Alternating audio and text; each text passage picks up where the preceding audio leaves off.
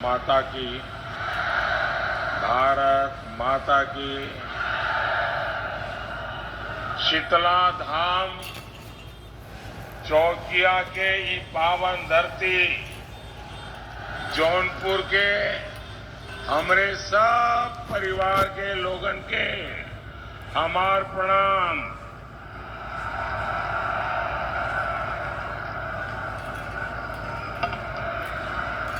आपका ये आशीर्वाद, आपका ये स्नेह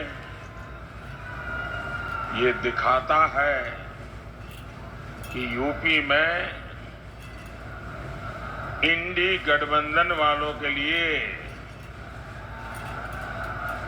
एक सीट भी जीतना मुश्किल कर दिया है आप लोगों ने।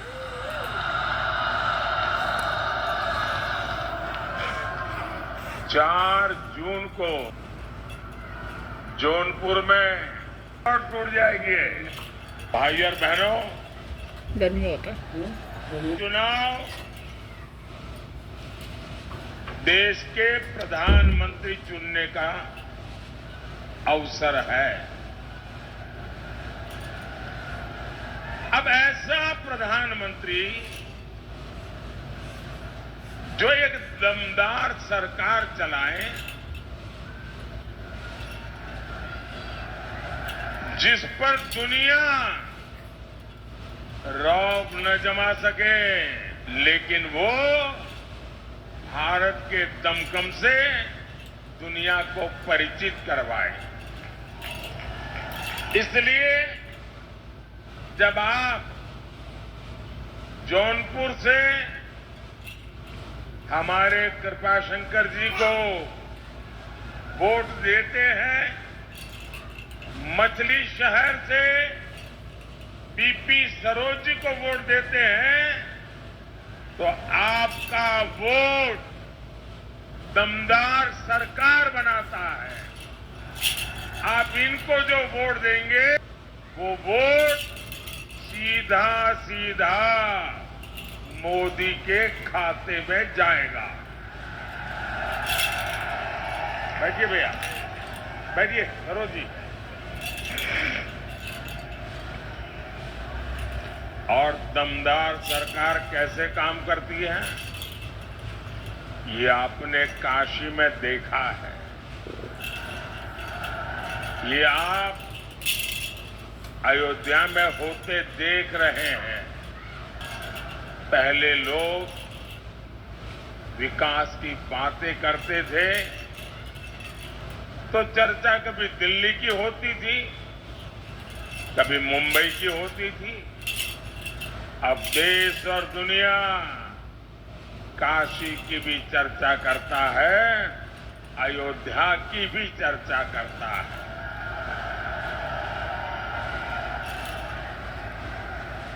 भाइयों बहनों, इतनी बड़ी तादाद में, उसमें भी मैं देख रहा हूं चारों तरफ मुझे माताएं बहनें के दर्शन हो रहे हैं। ये मेरा बड़ा सौभाग्य है। इतनी बड़ी मात्रा में माताएं बहनें इस लोकतंत्र के उत्सव को मना रही है, उसका नेतृत्व कर रही है। और आपके आशीर्वाद, जीवन में और क्या चाहिए। मां बहनें, आपका आशीर्वाद ये मेरी बहुत बड़ी शक्ति बन गई है। साथियों, विकसित भारत बनाना ये मेरा प्रण है। और विकसित भारत का ग्रोथ इंजन पूर्वांचल होगा, पूर्वी भारत होगा।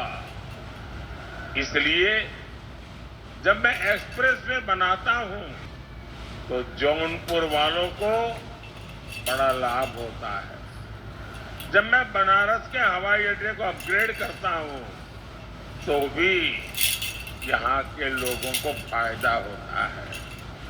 ये पूरा क्षेत्र हेल्थ और एजुकेशन, शिक्षा और स्वास्थ्य का एक बड़ा मजबूत हब बन रहा है। आने वाले सालों में मोदी योगी पूर्वांचल की तस्वीर और तकदीर दोनों बदलने वाले हैं। साथियों, जौनपुर तो देश को आईएएस, आईपीएस देने वाला जिला है। एनडीए सरकार परीक्षा से लेकर भर्ती तक नई और पारदर्शी व्यवस्थाएं बनाने में जुटी है।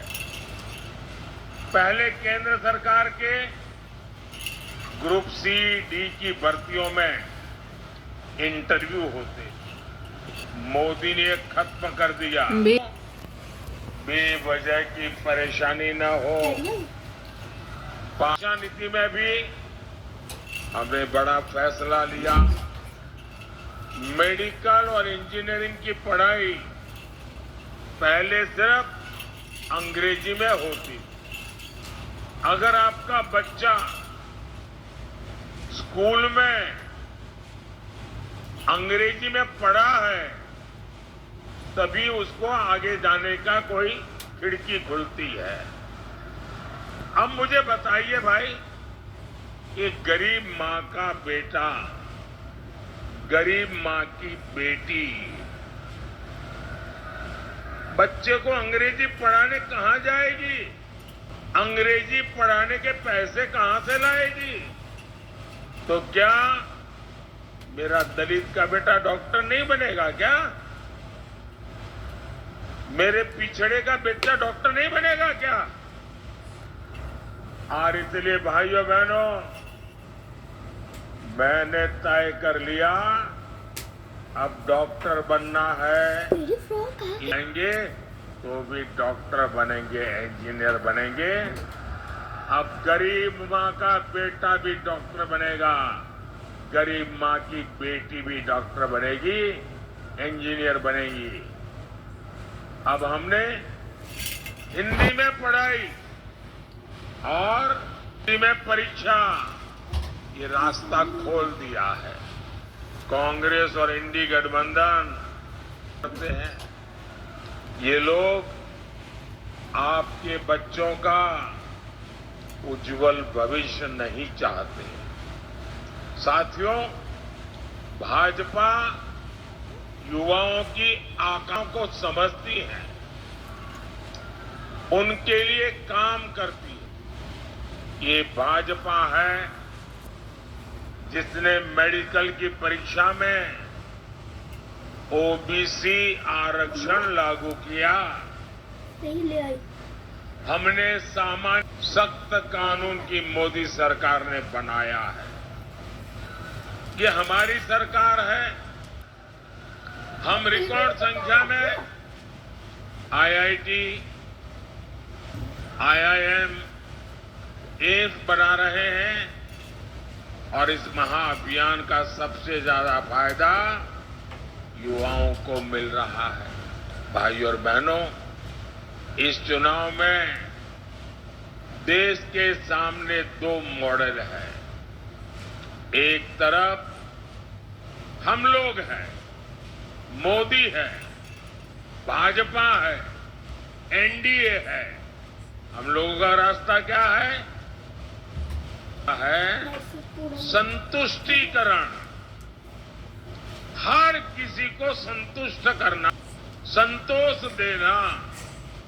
और दूसरी तरफ सपा हो, गठबंधन गठबंधन हो, उनका मॉडल है तुष्टीकरण, अपीजमेंट। देश में जब सपा कांग्रेस का तुष्टीकरण मॉडल चलता था तो सिर्फ और सिर्फ कुछ परिवारों का ही लाभ। न्याय पर, उस नाम पर गरीब, दलित, पिछड़ों के जरा कोई इस बच्चे से फोटो ले लीजिए। उस बच्चे को इतने प्यार से आया है, ले लीजिए। क्या है बेटे, थोड़े आगे आ जाओ तुम, बेटा आगे आ जाओ थोड़ा, जरा बेचारे को परेशान मत करो। देखिए कितना बढ़िया स्केच बना के लाया, वाह। खुद बनाते हो बेटा, खुद बनाते हो? हैं? अच्छा, पीछे तुम्हारा नाम लिखा है? पीछे तुम्हारा नाम पता लिखा है? हाँ, तो मैं चिट्ठी लिखूंगा तुझे।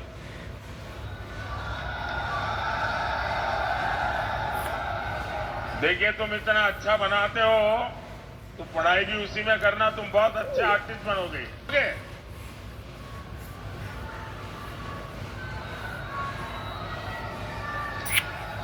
साथियों, गरीब को कैसे अभाव में जीना पड़ता, बिजली नहीं, गैस के चूल्हे का तो सवाल नहीं, राशन नहीं, अस्पताल में इलाज नहीं, नौजवान के लिए पलायन करने के सिवाय कोई चारा नहीं। और वो वहां जहां जाते थे वहां भी चैन से नहीं रह सकते। उनकी पीठ पीछे यहां दबंग माफिया घर और जमीन पर कब्जा कर लेते। जब वापिस आते तो गरीबों के संतुष्टिकरण से ये स्थिति बदल दी है।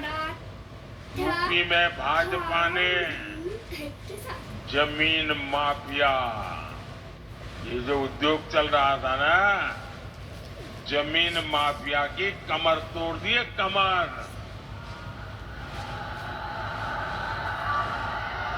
नागरिकों का हित सर्वोपरि है। जो जौनपुर में राशन कार्ड बना है, अब उसी पर मुंबई जाओ, सूरत जाओ, हैदराबाद जाओ, मुफ्त राशन उस पर मिल जाएगा। क्योंकि मोदी ने one nation one ration card लागू कर दिया। यहां यूपी में 50 लाख पक्के घर लाभार्थियों को मिल चुके हैं। इसमें से 1 लाख घर यहीं ये जौनपुर जिले में मिले हैं। अब 1 लाख घर एक जिले में, मुझे बताइए हर मां मोदी को आशीर्वाद देगी कि नहीं देगी? देगी कि नहीं देगी? फिर ये ईवीएम करके चिल्लाते हैं, अरे इनको मालूम नहीं है ये ईवीएम का खेल नहीं है, ये हर मां बहन के आशीर्वाद है जिसको रहने के लिए पक्का घर मिला है। और मुझे कभी कभी मौका मिल जाता है तो मैं इन लाभार्थियों के घर में जाके देखता हूं। इनमें शौचालय, नल से जल, बिजली, सस्ता सिलेंडर, ये सारी सुविधाएं घर के साथ होती हैं। सिर्फ 4 दीवारें नहीं, घर यानी पक्का घर। और ज्यादातर घर, हमारे समाज का रिवाज कैसा है, मेरी माताएं बहनों को जरूर बता देना, मेरी ये बात जरूर बता देंगे आप लोग। हमारे यहां परंपरा क्या थी, घर है तो पति के नाम। ये क्या बढ़िया मोदी योगी बना लाए हो भाई। और ये मोदी तो इतना सुंदर लग रहा है, क्या बढ़िया मेकअप किया है भाई, और हाथ भी बढ़िया। नहीं, शाबाश शाबाश, बहुत बढ़िया किया आपने। देखिए सब अखबार वालों की नजर मेरे से हट गई, आप पर आ गई। बढ़िया है, वाह। ये मोदी को तो हाथ हिलाना भी आ गया है।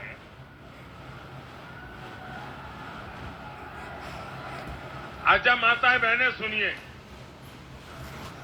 भाई उन बच्चों को बिठाइए, परेशान मत कीजिए। मैं उनका बहुत आभारी हूं। देखिए हमारे समाज में कैसा रहा, घर है तो मालिक कौन? कोई पति या पुत्र। दुकान है तो मालिक कौन? पति या पुत्र। गाड़ी लाए तो मालिक कौन? पति या पुत्र। खेत है तो मालिक कौन? पति या पुत्र। हमारी माताओं बहनों के नाम पर कुछ नहीं। ये मोदी ने कह दिया नहीं चलेगा, और इसलिए मोदी जो घर देता है ना, वो महिलाओं के नाम पर देता है। और मैंने तो तय किया है, मैं 3 करोड़ लखपति दीदी बनाने वाला हूं। 3 करोड़ लखपति दीदी। और मैं आपको एक और गारंटी दूंगा, जिनको अभी घर, गैस, पानी का नल नहीं मिला है, मेरा एक काम करोगे आप लोग? हाथ ऊपर करके सबके सब बताओ तो बोलूंगा। मेरा एक काम करोगे? पक्का करोगे? जरा हाथ ऊपर करके बताइए। मेरा एक काम करोगे? देखिए इस चुनाव में आप जहां जहां जाएंगे, और हो सकता है किसी गांव में एक आध दो परिवार ऐसे मिल जाए जिनको अभी पक्का घर नहीं मिला है, किसी को नल से जल नहीं मिला है, किसी को गैस का कनेक्शन नहीं मिला है, तो उसका नाम पता लिख करके मुझे भेज दीजिए। और उसको कह देना कि मोदी जी ने गारंटी दी है कि 4 जून के बाद जब तीसरी बार सरकार बनेगी तो जिनको अभी घर मिला नहीं उनको मिल जाएगा, जिनको गैस नहीं मिलेगा मिल जाएगा। ये मेरा काम करोगे? मुझे सबको देना है, क्योंकि मेरे लिए तो ये माताओं बहनों की पूजा है, भक्ति है मेरी। ये भक्ति मैं करूंगा और प्रसाद मैं चढ़ाऊंगा उनके लिए पक्का घर। ये मेरी भक्ति है। साथियों, अब मोदी ने और एक काम तय किया है। मैंने तय किया है कि आपका जो बिजली का बिल है ना घर में, अब मोदी ने बिजली तो दी, लेकिन लोग आके भड़काते हैं, देखो बिजली दी क्या मिला, इतना बिल दिया मोदी ने। तो अब मैंने कह दिया है, अब मोदी ने बिजली तो दी, अब बिल भी मुझे 0 करना है।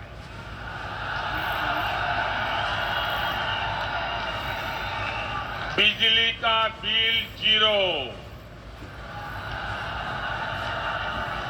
इतना ही नहीं, आप बिजली पैदा भी करेंगे और घर के काम की बिजली के अतिरिक्त जो बिजली होगी वो सरकार खरीद करके आपको कमाई भी होगी।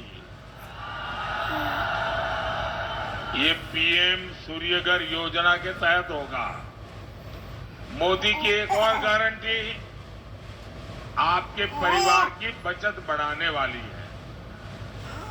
अब देखिए हर परिवार में बुजुर्ग लोग होते हैं, 70 वर्ष से ऊपर के आयु के, माता पिता, दादा दादी, चाचा चाची, नाना नानी, कोई कोई तो होता ही है।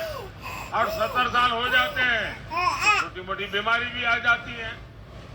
अब जो बेटा और बेटी कमाते हैं, उनके सामने एक तरफ उसका रोजमर्रा की जिंदगी, दूसरी तरफ बच्चों का भविष्य, और ऊपर से बुजुर्ग माता पिता की जिम्मेवारी। और उसमें भी अगर कोई बीमारी आ गई तो वो परिवार बेचारा तबाह हो जाता है।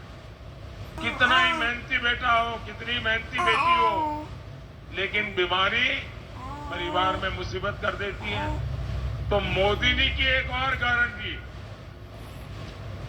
आपके माता पिता, दादा दादी, चाचा चाची, नाना नानी, अगर वो 70 साल से ऊपर के हैं तो उनके इलाज की चिंता आप नहीं, ये मोदी करेगा, आपका बेटा करेगा। और इससे आपका जो पैसा बचेगा उससे आपको अपने बच्चों का भविष्य बनाना है। बनाएंगे।